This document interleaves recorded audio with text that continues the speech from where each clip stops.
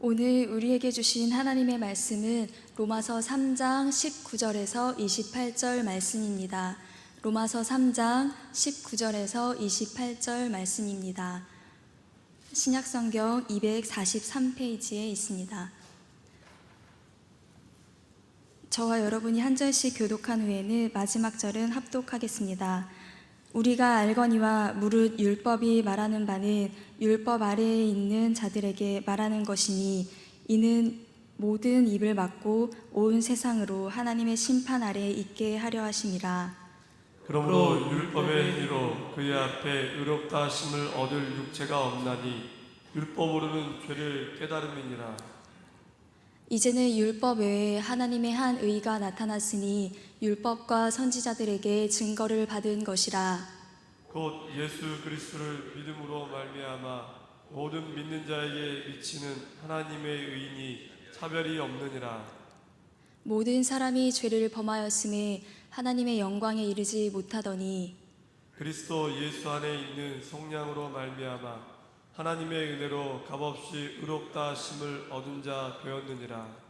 이 예수를 하나님이 그의 피로써 믿음으로 말미암는 화목제물로 세우셨으니 이는 하나님께서 길이 참으시는 중에 전에 지은 죄를 간구하심으로 자기의 의로우심을 나타내려 하심이니 곧 이때에 자기의 의로우심을 나타내사 자기도 의로우시며 또한 예수 믿는 자를 의롭다 하려 하심이라.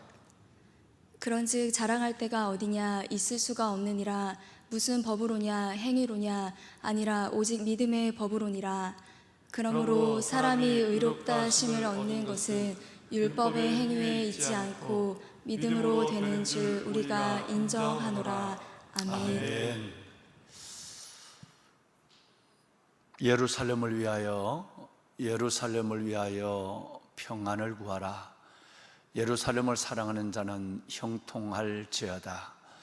내 성 안에 평안이 있고 내 궁중에는 형통함이 있을지어다. 여러분, 시편 126편의 두 말씀이 우리에게 오늘 삶 속에의 기도, 삶 속에의 사명이라고 하는 것을 말씀하고 있는데요. 시편 126편, 122편 6절과 7절 말씀해 보시면 예루살렘의 평안을 구하라. 예루살렘을 사랑하는 자는 형통할지어다. 내 성 안에 평안이 있겠고 내 궁중에는 형통함이 있을지어다는 말씀이 이어져 있습니다. 평안, 형통이라는 말씀이 우리의 기도 제목으로 그렇게 들어져야 한다는 걸 말씀하고 있죠.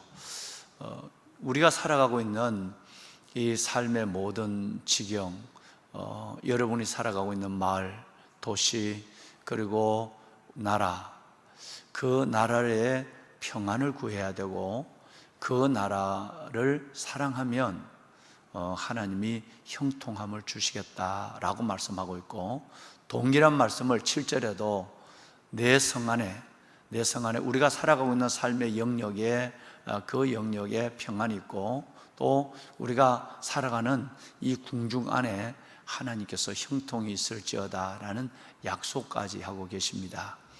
이 말씀을 가지고 유대인들은 이 말씀 때문에 시편 122편 6절 7절 말씀 때문에 생명을 걸고 예루살렘을 지킵니다.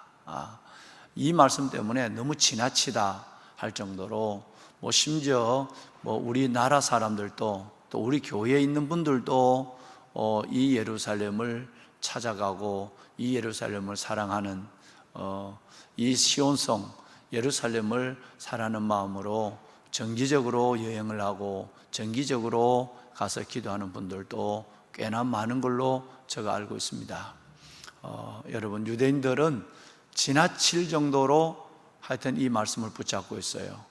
틀림없이 예루살렘은 어떤 한 이스라엘의 지금의 이스라엘의 한 도시로서의 성지로서의 예루살렘이 아니라 앞으로도 그 예루살렘을 하나님은 회복해 하시고 그 예루살렘을 통해서 마지막 때의 일을 그 이스라엘 나라 예루살렘을 통해서 이루신다는 것에 대한 성경에 여러 예언이 있기 때문에 지나친 것은 아니라고 보지만 너무 문자적으로 해석을 해서 거기에 너무 모든 것을 올려놓고 사는 것은 그다지 바른 일이 아니라고 생각을 하는 것입니다. 그런데 오늘 이 말씀을 문자적으로 생각해서 지금의 예루살렘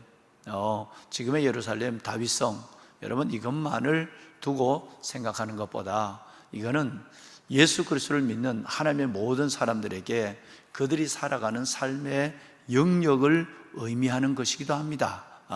미래적인 예루살렘, 오늘의 예루살렘의 문제도 있지만 우리가 살아가고 있는 삶의 영역을 두고 하나님이 하신 말씀이에요. 예루살렘의 평안을 구하라. 예루살렘의 평안을 구하라. 또 예루살렘을 사랑하는 자는 형통할지어다. 이 말은 우리 얘기 같으면 우리 대한민국의 평안을 구하라.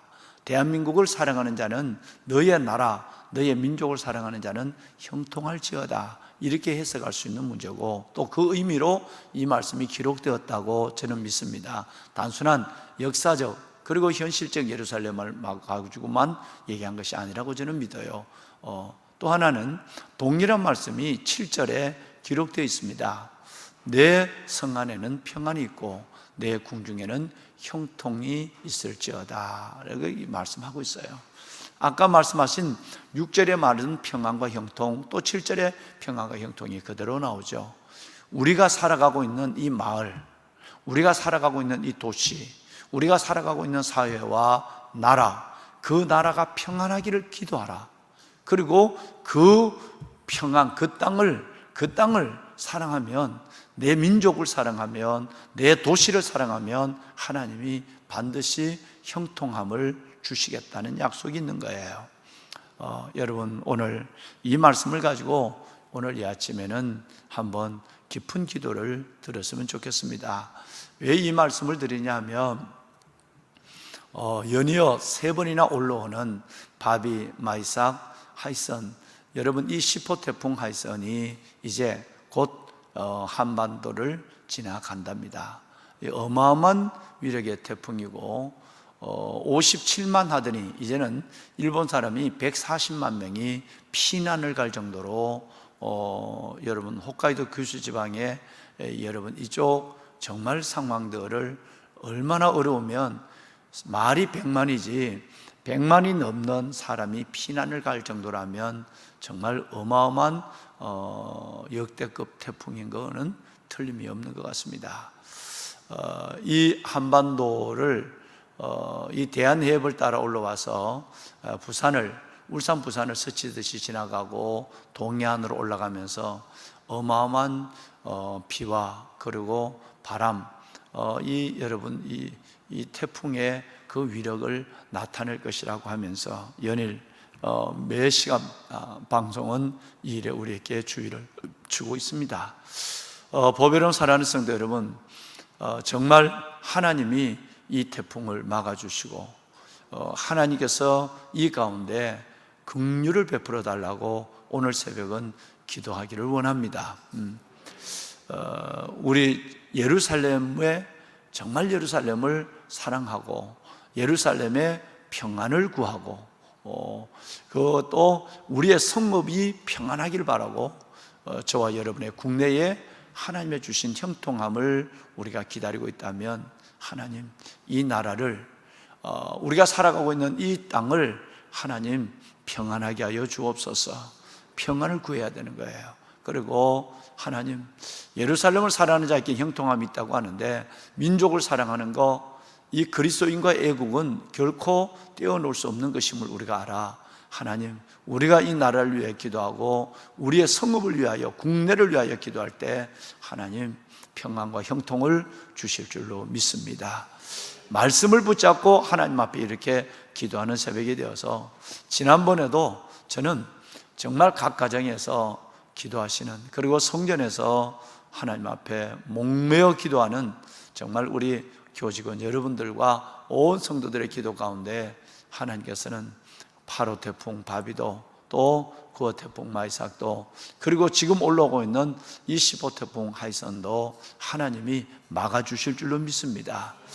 왜냐하면 이 모든 걸 주장하신 이는 하나님이라는 우리가 말씀을 붙잡고 기도했거든요. 지난번에 함께 나눴습니다마는 욥기서 28장 25절에 보시면 하나님은 바람의 무게, 기압이죠. 저기압, 고기압, 무거운 기압, 그리고 여러분 좀 그렇지 않는 기압, 이 기압을 움직이는, 이 기압의 모든 걸 정하시는, 바람의 무게를 정하시는 분은 하나님이라 말씀하셨고, 물의 양도 정하는 것도 하나님이라고 그랬어요. 그리고 여러분, 비가 내리는 법칙뿐 아니라 여러분, 비구름, 이 태풍의 비구름이 다니는 길도 만드시는 것도 하나님이시고, 또 우레의 법칙을 만드시는 것도 하나님이시다, 이렇게 말씀하셨어요. 그러면 모든 바람과 태풍, 비, 모든 것들을 길을 만드시고 법칙을 이루시는 그 하나님이, 정말 하나님이 멈춰 세우면 마치 갈릴리 호수의 풍랑을 잠재우신 주님처럼 이 풍랑도, 이 태풍도 하나님이 그 길을 멈춰 세우시고, 그리고 하나님께서 이 좋은 유익을 주고 이 한반도로 지나가는 그 일들로만 있을 것입니다.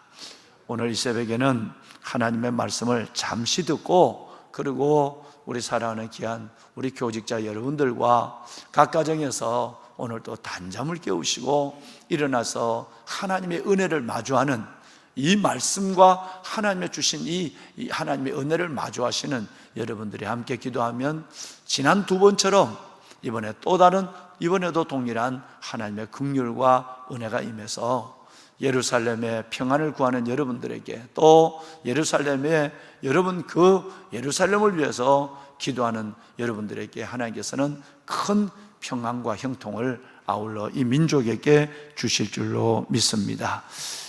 여러분, 먼저 두 말씀을 우리 한번 읽도록 하겠습니다. 담임 목사가 여러분을 위해서 축복해 드린 말씀, 시편 122편 6절 7절, 나라와 민족, 이 나라와 민족을 위해서 기도하는 마음으로 우리 한번 이 두 절 말씀을 읽고 오늘 말씀을 듣도록 그렇게 하시겠습니다. 자, 시편 122편 6절 말씀 스크린에 떴죠? 자, 우리 함께 두 절 말씀을 읽겠습니다.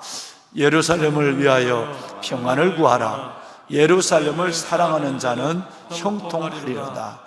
내 성 안에는 평안이 있고 내 궁중에는 형통함이 있을지어다. 아멘. 아멘. 보배로 여러분, 우리의 기도가 이 땅을 살릴 줄로 믿습니다. 아멘. 이 땅은 우리가 다 말씀을 듣고 우리 교직원 여러분들도 잠시라도 서서 이 나라와 민족을 위해서 기도하는 시간을 갖겠습니다. 여러분들도 골방에서, 또 여러분 거실에서 여러분들도 하나님 앞에 무릎을 꿇고 그렇게 기도해 주시기를 바랍니다. 여러분, 하나님이 지금 로마서 3장이라는 말씀을 주셨고요, 또 4장 아브라함의 믿음의 신뢰를 들고 5장에 가서도 또 이 말씀이 나오고, 6장에 죄의 문제가 나오고, 또 7장에 가서도 또 이 말씀이 나오는데, 이 말씀이 뭐냐면 율법에 대한 문제예요. 구약은 율법 중심으로 이루어졌어요. 613가지 율법이 있는 거, 율법이에요. 그리고 율법의 시대가 끝나고 예수 그리스도, 여러분 신약이 열렸어요. 물론 구약에도 예수님이 누워 계세요. 구약은 앞으로 오실 예수 그리스도, 율법으로서는 죄를 깨닫게 해주고 죄를 알게 해줘서 죄인됨을 깨닫게 함으로 말미암아 이 율법이 우리의 죄를 해결하는 것이 아니라 오히려 죄를 일구어서 죄를 깨닫게 하여 주므로 그 죄의 문제를 이제는 누구에게 들고 가야 하느냐 하면 예수 그리스도에게 그 죄를 들고 가서 그리스도 예수의 십자가 그 보혈을 의지해서 죄의 문제를 해결하는, 이것이 바로 성경 신구약 전체가 우리에게 말씀하고 있는 것입니다. 구약에는 예언된 그리스도, 신약에는 이 땅에 오신 그리스도와 앞으로 다시 오실 그리스도에 대한 하나님의 말씀이 기록되어 있는 것이요. 그래서 예수 그리스도는 율법의 완성입니다. 십자가 위에서 예수님은 다 이루었다라는 말씀을 남기셨는데, 이 말씀은 사랑을 완성했다는 뜻이요, 율법을 완성했다는 뜻이요, 구원을 완성했다는 뜻입니다. 그러니까 예수 그리스도는 율법의 완성이라고 보는 거죠. 그런데 여러분, 이 율법을 구약을 의지해서, 아직도 구약을 의지해서 예수 그리스도의 그 은혜를 붙잡지 못하는 사람이 있어요. 유대인들이죠. 유대인들은 지금도 신약을 믿지 않아요. 구약의 하나님의 말씀만을 붙잡고 있습니다. 그러니 하나님이 얼마나 답답하게, 2000년이 지났는데 하나님의 아들 그리스도를 통해서 하나님 메시아가 온 지 2000년이 지났는데 아직도 메시아가 오지 않았다고 믿는 민족, 이 민족이 유대인이고, 이 닫힌 영혼을 언젠가 주님의 제 이름을 통해서 열어서, 저분이 바로 2000년에 와서 우리의 손에 십자가에 못 박혀 돌아가신 분이 예수님이란 걸 깨닫게 되는, 그렇게 그때에 유대인이 집단적으로 구원, 회개가 일어난다는 것이 성경에 예언된 것입니다. 그러면 십계명을 비롯한 구약의 율법, 이 율법은 왜 필요하냐라는 거예요.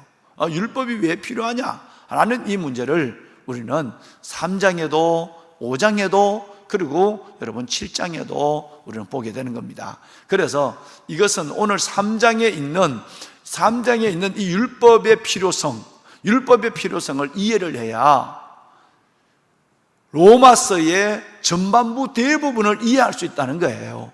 그러니까 이걸 이해하지 못하면, 유대인을 이해하지 못하는 정도가 아니라 우리 스스로도 믿음으로 구원을 받아놓고는 끝내는 갈라디아서 3장 3절 말씀처럼 하나님의 성령으로 시작했다가 육체로 마치게 되는, 믿음으로 시작했다가 세월이 가고 믿음이 더해지고 나면 저절로 또한 우리도 율법적 사람이 돼요.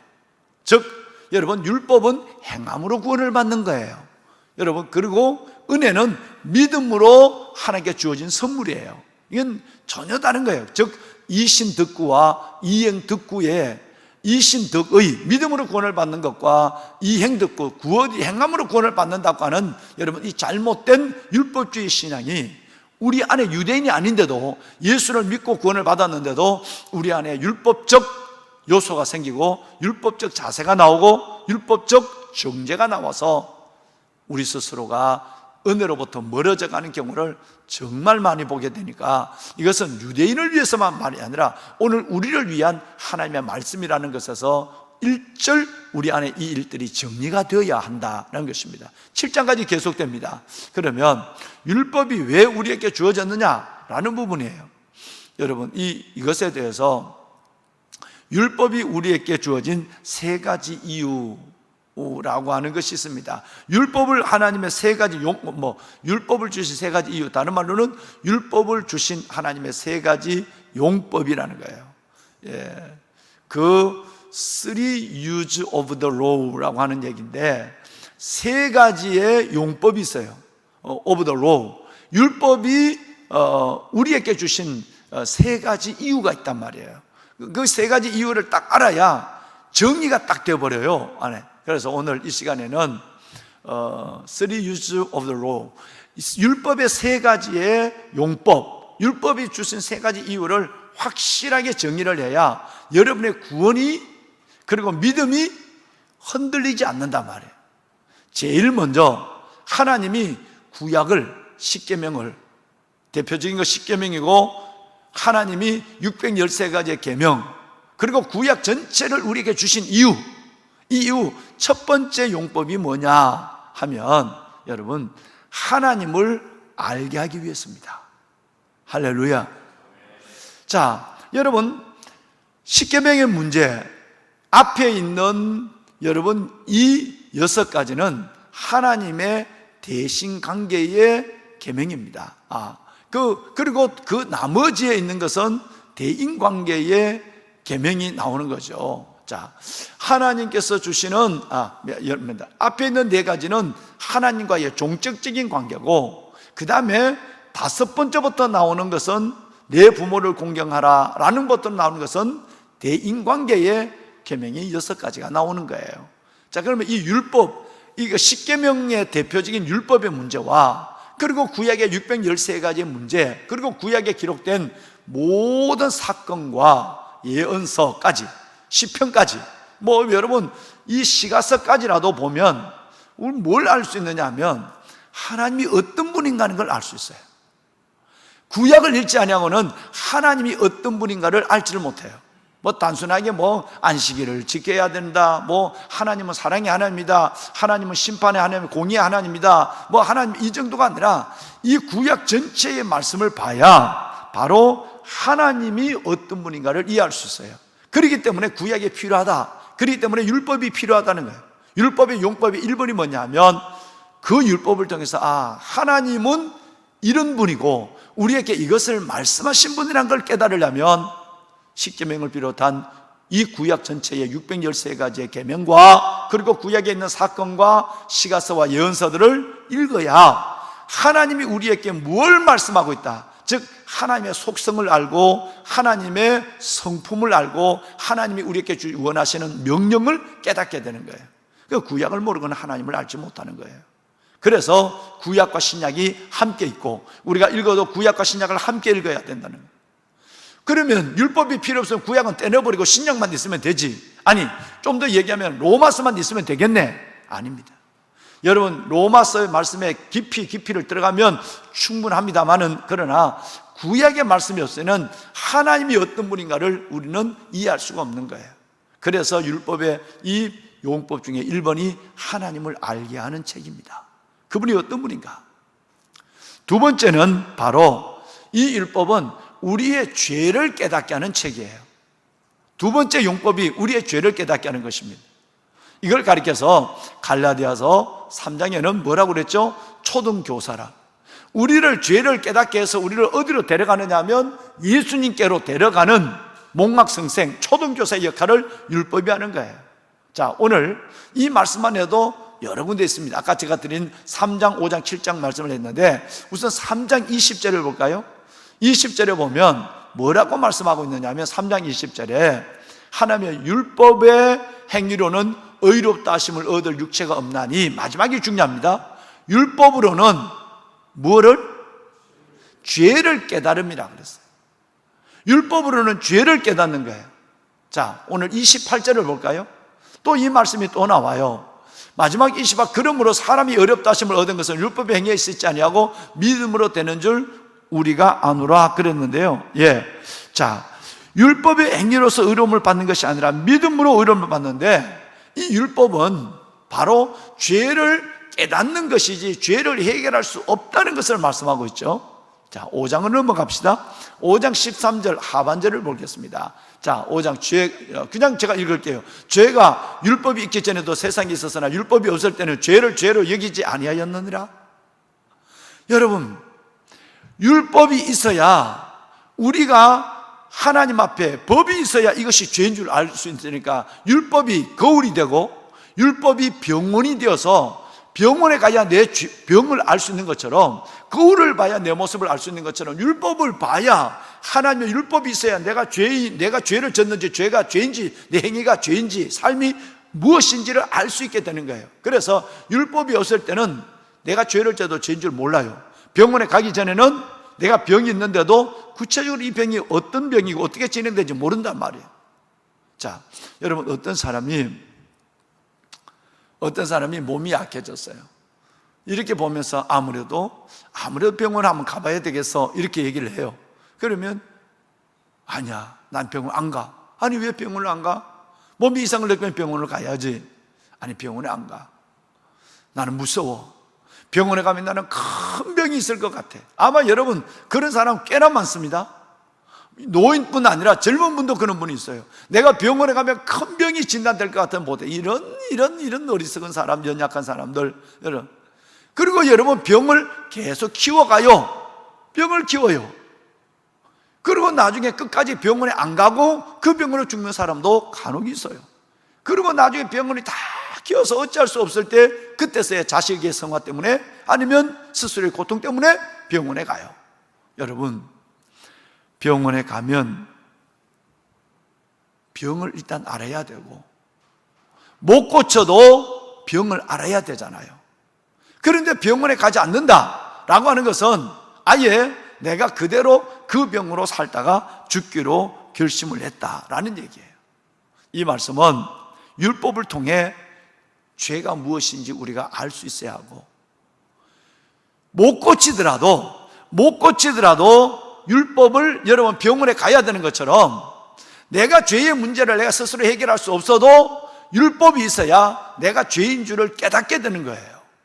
그러니까 여러분 율법을 통해서 우리는 병원을 통해서 우리의 죄의 구체적인 것을 알게 되는 것처럼 율법을 통해서 우리의 죄를 깨닫게 되는 거예요. 7장 7절 하반절을 한번 볼까요? 자, 이 말씀은 너무 중요하기 때문에 3장, 5장, 7장에 계속 나온다고 제가 말씀을 드렸어요. 그죠? 자, 7장 7절 우리 전체를 한번 읽어볼까요? 그런즉 우리가 무슨 말을 하리요? 율법이 죄냐? 그럴 수 없느니라. 율법으로 말미암지 않고는 내가 죄를 알지 못하였으니 곧 율법이 탐내지 말라 하지 않았더라면 내가 탐심을 알지 못하였으니. 아멘. 여러분, 이 진리가 얼마나 중요하냐면 자칫하다 보면 여러분 율법이 필요 없다, 율법을 이제 내일 새벽에 또 볼 것입니다만은, 그러면 율법이 필요 없네, 자칫하면 왜 율법이 구원을 주지 행함으로 구원을 주지 못하니까 여러분 왜 먼지를 자꾸 일으켜만 놓고 그리고 여러분 청소를 하지 않는다면 아무 의미가 없지 않느냐? 먼지를 털었다면 창문을 열고 그 먼지를 내보내든지 닦아내야 되지 않느냐? 여러분 율법이 죄를 덜쳐내고 죄를 자꾸 여러분 보게 했다면 그걸로 율법이 필요 없네? 아니라. 여러분, 이 율법에 대한 이해가 잘못 없다면 율법이 필요 없다라는 것으로 율법 무용론을 설명할 수 있는 것입니다. 그래서 예수님께서는 나는 율법을 폐하러 온 것이 아니라 율법을 완성케 하러 왔다고 그랬어요. 주님은 율법을 완성하신 분이에요. 폐하는 것이 아니라. 그 율법 안에서 우리의 죄가 드러나야, 그 율법이 아니면 내가 남의 물건을 훔쳐도 도둑질인 줄 모르고 탐심을 가져도 탐심인 줄 몰라요. 죄인 줄 모른단 말이에요. 그러니까 그 율법으로 죄를 우리가 깨달아야만 여러분 그 죄를 가지고 예수 그리스도에게 가서 우리의 죄를 해결하는 역사가 일어난다는 거예요. 그래서 율법은 죄를 깨닫게 하는 거예요. 이걸 갈라디아서 3장 24절에는 초등교사 이렇게 나왔어요. 초등교사라는 것은 옛날 성경에는 몽학성생인데 아이를 유치원으로, 아이를 학교로 데려다 주고는 여러분 그 노예를 가리키는 거예요. 그 뭐 이름이 성생이지만 성생이 아니라 아이를 공부하는 자리까지 데려다 주는 거예요. 자기가 가리키는 게 아니에요. 율법의 역할이 아이를, 옛날 선비집의 아이, 노예가, 일꾼이 그 아이를 데리고 서당에까지 데려주고 자기는 아이가 공부할 때는 서당 밖에서는 자기가 졸고 있다가 서당에 끝나면 아이를 다시 데려오는 이 사람을 좋은 말로 초등교사, 다른 말로 옛날 성경에는 몽학성생 이렇게 얘기했어요. 옛날 성경에 몽학성생으로 나와 있어요. 이게 뭘 얘기하냐면 율법이 우리를 죄를 깨닫게 하고, 나는 배워야 해, 나는 배워야 해, 배움을 깨닫게 하기 위해서 나를 성생님께 데려가는, 우리를 예수님께 데려가는 역할까지만 하는 것이 율법이에요. 자, 첫째는 하나님을 알게 한다. 두 번째는 죄를 깨닫게 한다. 그 다음에 세 번째 율법이 뭐냐 하면 3 U's 여러분 of the law라고 하는 율법의 세 가지 용법을 지금 설명하고 있는 거예요. 마지막 세 번째가 뭐냐 하면 율법은 구원을 위해서 필요한 것이 아니라 구원받은 백성들의 삶을 위해서 필요한 책이에요. 아멘을 좀 해봐요. 예, 아멘이에요. 여러분, 오늘 인터넷으로 모바일로 예배하는 여러분, 이 율법의 정의가 안 되면 우리 믿음이 율법 때문에 흔들린다니까요. 율법적 신앙으로 가면 감당이 안 돼요. 내가 열심히 하는 만큼 바리새인과 서기관과 제사장이 되어서 오히려 예수 믿는 사람을 정죄하게 되고 연약한 사람들을 업신여기게 되고 멸시하게 되는 것으로 말미암아 죄를 짓게 된다니까요. 율법은 첫째는 하나님을 알게 해요. 구약은. 두 번째는 우리를 주님께로 인도하는 책이에요. 세 번째는 구원을 위해서가 아니라 구원받은 백성들이 살아갈 삶의 여러분 방향을 제시해 주고 있어요. 할렐루야. 자, 정확한 해답을 드리겠습니다. 출애굽기 20장 1절부터 보겠습니다. 1절부터 3절을 볼 텐데요. 출애굽기 20장을 잘 보셔야 됩니다. 십계명장이죠? 십계명장입니다. 이제 십계명. 율법이 임하는 거예요. 그런데 1절 제가 읽겠습니다. 하나님이 이 모든 말씀으로 말씀하여 이르시되, 2절을 잘 보셔야 됩니다. 2절 시작.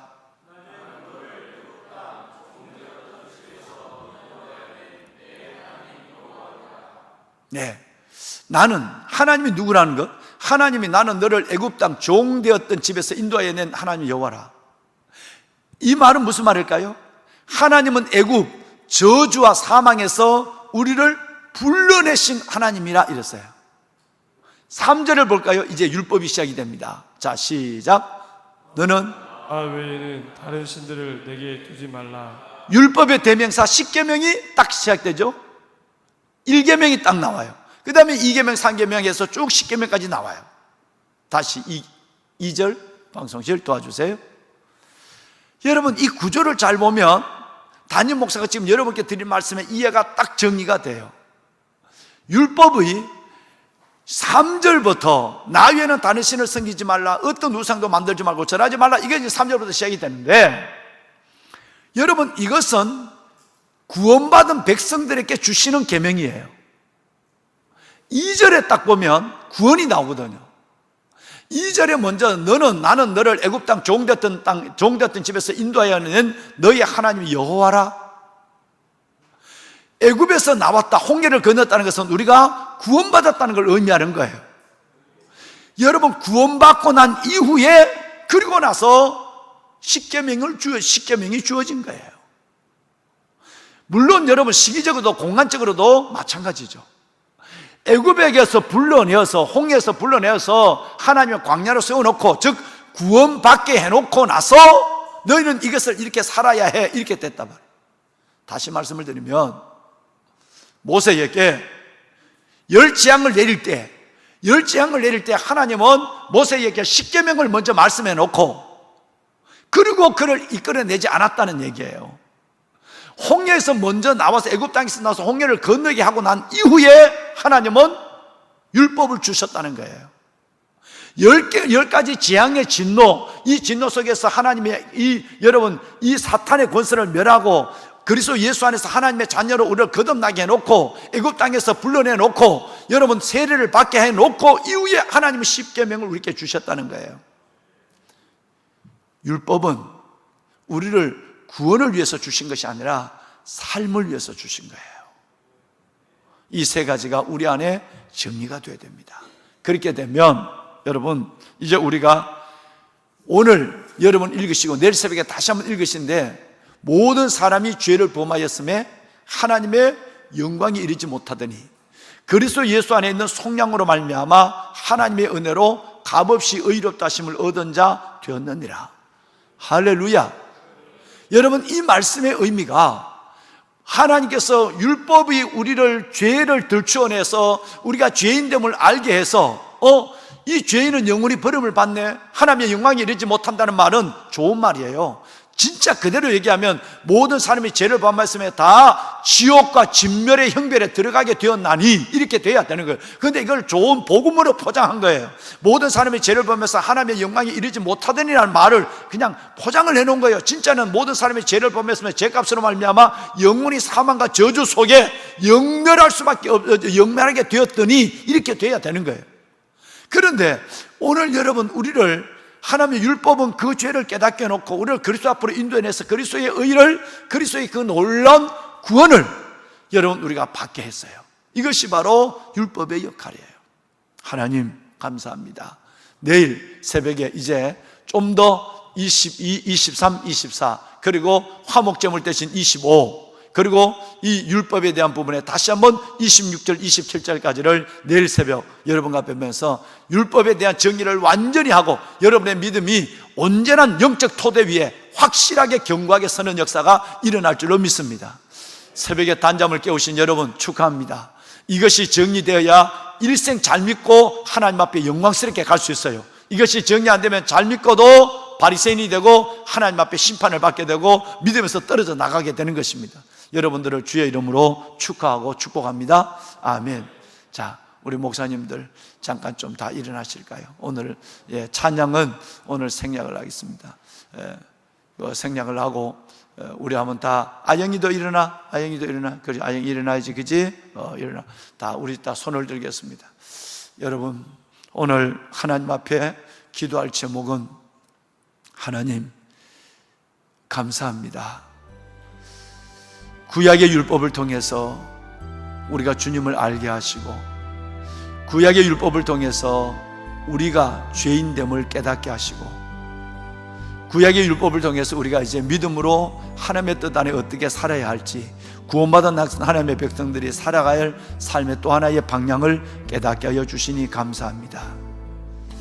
하나님, 놀라운 하나님의 교리, 이 말씀의 진리 위에 서서 믿음으로 하나님을 기쁘게 해드리는 우리 모두가 되게 하옵소서.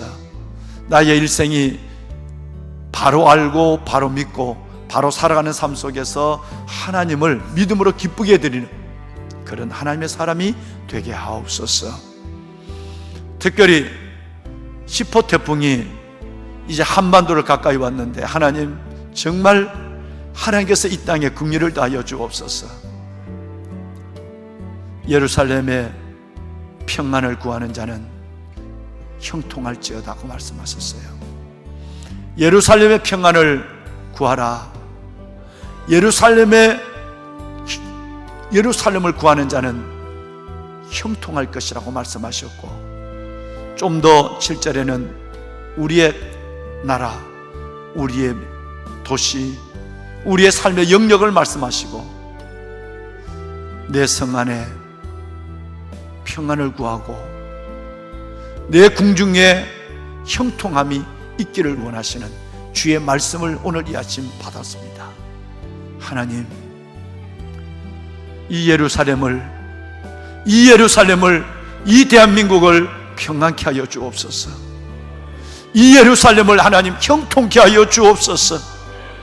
우리가 주의 명령을 따라 오늘 이 새벽 각 가정에서, 그리고 하나님의 성전에서 예루살렘의 평안을 구합니다. 예루살렘의 평안을 구합니다. 이 땅의 평안을 다하여 주시고, 태풍으로부터 막아주시고, 바람의 무게와 그리고 하나님의 물의 분량을 정하시는 하나님, 비의 법칙과 그리고 구름의 길과 우레의 법칙을 정하시는 하나님, 이 모든 태풍을 잠잠케 하여 주옵소서. 이 나라 위에, 이 예루살렘 위에 하나님의 평안을 다하여 주옵소서. 주의 형통함을, 어려울 때 주의 형통함을 보게 하여 주옵소서. 우리가 다 주님을 3번 크게 부르짖고 간절한 마음으로 함께 기도하시겠습니다. 주여